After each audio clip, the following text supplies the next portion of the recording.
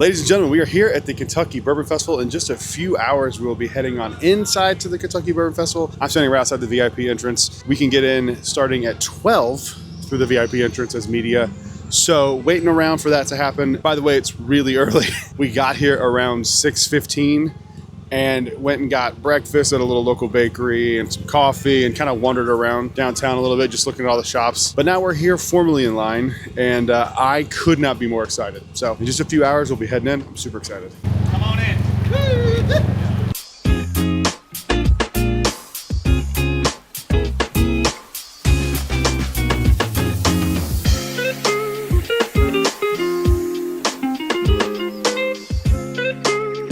All right, we are just literal moments away from being let into Bourbon Festival 2025. As I say that, we're walking up. Let's go.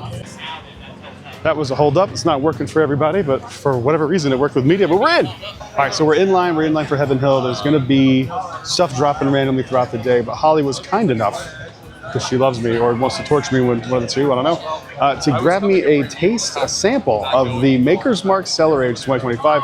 You watch the channel at all, you know I am notoriously not a fan of this bottle at all. The last 2 years to me have been mediocre at best. But we're gonna try the 2025 edition here and see what we think.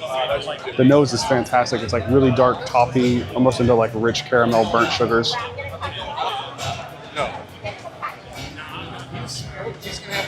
Still not good. It's harsh. It's oakier than it is on the nose. It's just not for me. Jim Beam's bottles, same prices and same selection at the distillery. All right, so I made it over to Heaven Hill. The product's available for sale today. They do have a 2025 VVS for $169. It's hard to see the sign here because, you know, it's just busy. So that's just what it's going to be, and that's just what it is. Can't see what else. Toasted barrel, barrel proof. But yeah, that VVS is the special thing today. To be honest, I'm a little overwhelmed. There's so much stuff here. The few things I've had so far have been, oddly enough, a barrel slushy that was made with seagrass. I forgot the name of it. Seagrass. And it was fantastic, oddly enough. And then the Maker's Mark Cellar Age, which you saw, which was just okay. What's up, dude? I'm headed over, I think, to Chicken Cock because I've never had any of their stuff, and I'm very curious. Holly's still in line for the VVS, which I don't think we're gonna get. It'd be cool if we got one, but we'll see.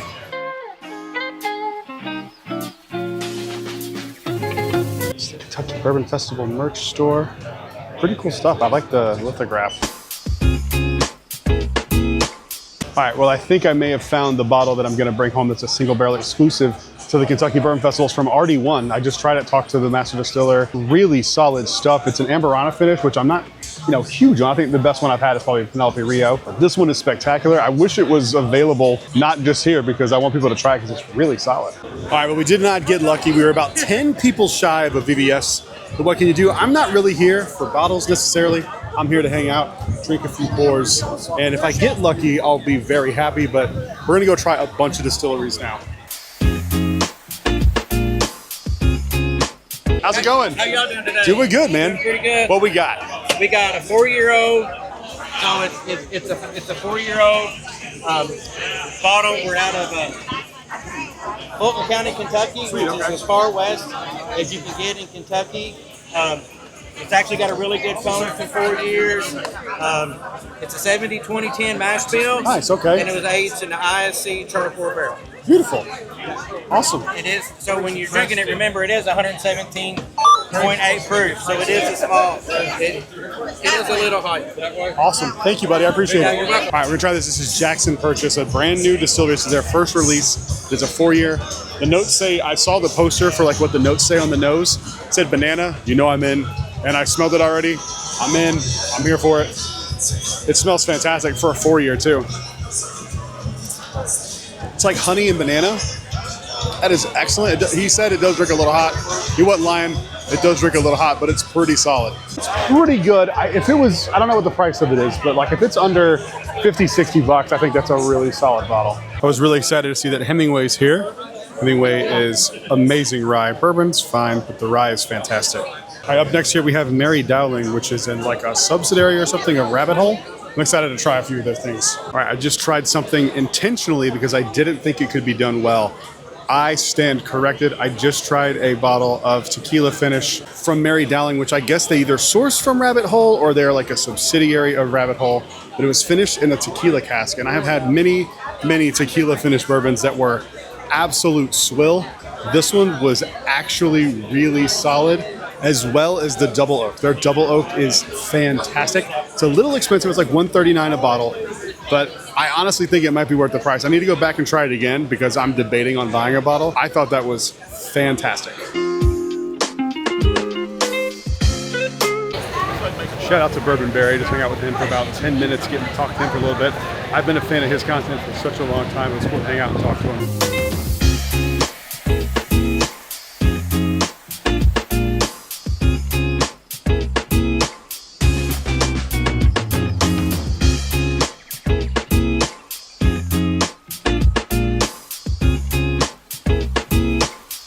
Sorry to interrupt. I did not record one bit of what I just came over there to see you for. Good. So we'll do it here. What's the best thing you've had all day?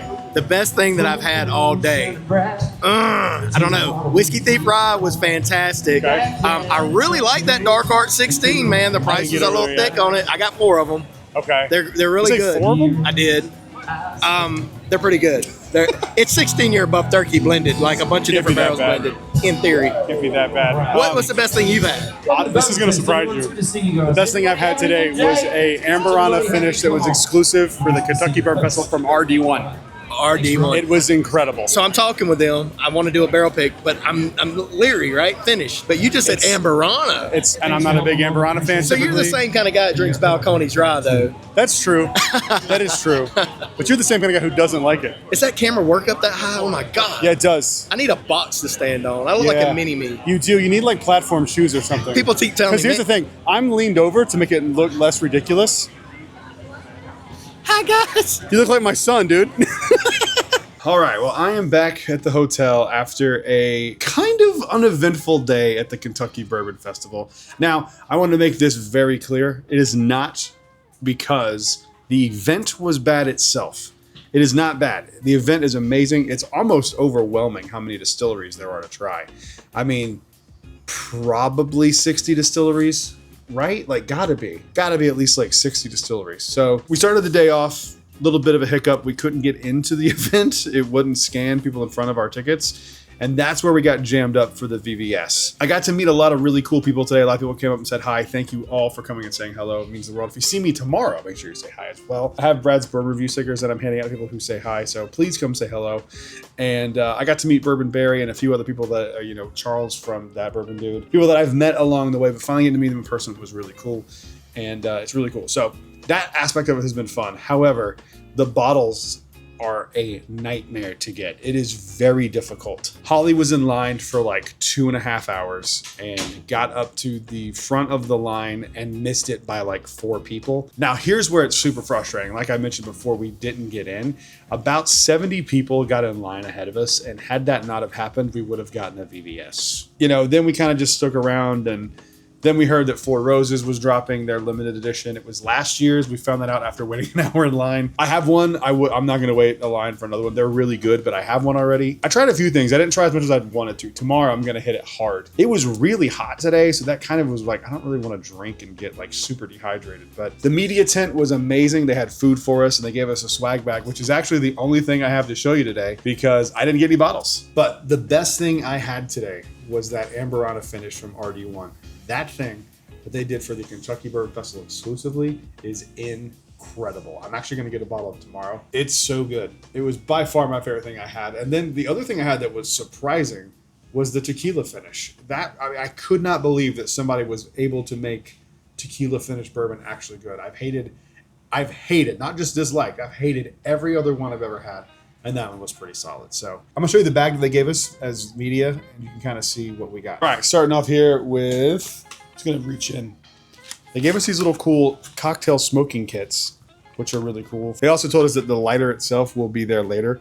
It didn't clear customs, which is kind of funny. Also, mine's dirty. I don't know why, but mine was dirty. But they gave us these cool Bardstown, Capital of the World Bardstown Bourbon Company highball glasses, which are really nice.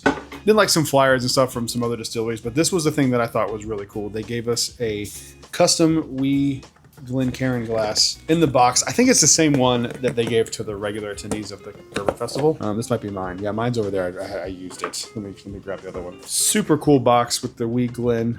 And Holly is going to love that. She doesn't realize this, but hers actually came with Rebel 100, which was her favorite bourbon, and you didn't pick. It just was random. So yeah, you can see there, it's like Kentucky Bourbon Festival 2025 glass. But yeah, I had a really fun day. I just was hoping for a little bit better bottle situation, but you know, we'll see what happens tomorrow. It's supposed to rain tomorrow. It's supposed to be a lot cooler tomorrow too, so we'll see. But tomorrow is going to be an amazing day because we got invited to an off-premise event at 6 o'clock tomorrow night for Castle and Key. I don't know if there's going to be like some special release there or something, but we're going to get to talk to the master distiller. We're going to get to try a few things, I would assume.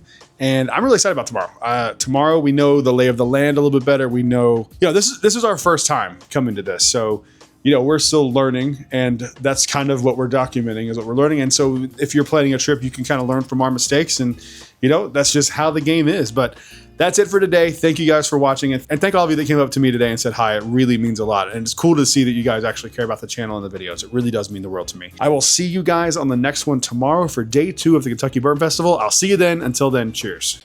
A big thank you to all the Patreon supporters you see on screen right now.